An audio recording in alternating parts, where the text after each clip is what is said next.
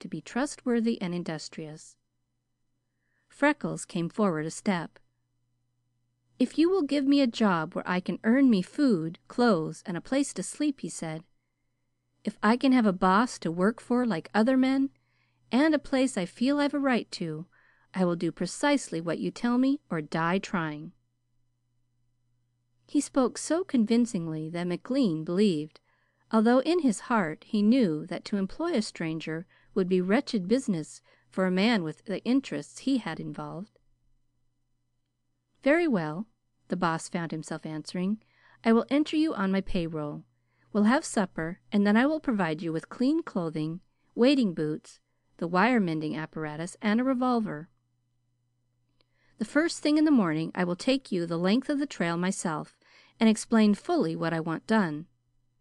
All I ask of you is to come to me at once at the South Camp and tell me, as a man, if you find this job too hard for you. It will not surprise me. It is work that few men would perform faithfully. What name shall I put down?" Freckles' gaze never left McLean's face, and the Boss saw the swift spasm of pain that swept his lonely, sensitive features. "I haven't any name," he said stubbornly. "No more than one somebody clapped onto me when they put me on the home books, with not the thought or care they'd name a house cat. I've seen how they enter those poor little abandoned devils often enough to know. What they called me is no more my name than it is yours. I don't know what mine is, and I never will. But I am going to be your man and do your work, and I'll be glad to answer to any name you choose to call me. Won't you please be giving me a name, Mr. McLean?" The Boss wheeled abruptly and began stacking his books.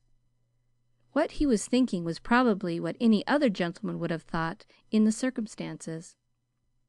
With his eyes still downcast, and in a voice harsh with huskiness, he spoke. "I will tell you what we will do, my lad," he said.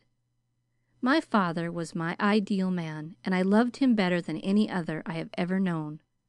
He went out 5 years ago, but that he would have been proud to leave you his name, I firmly believe. If I give to you the name of my nearest kin and the man I loved best, will that do?" Freckles' rigid attitude relaxed suddenly.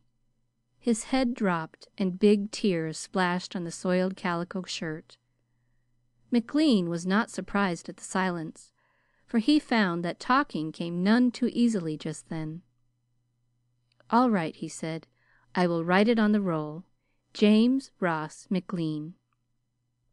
"Thank you mightily," said Freckles. "That makes me feel almost as if I belonged already." "You do," said McLean.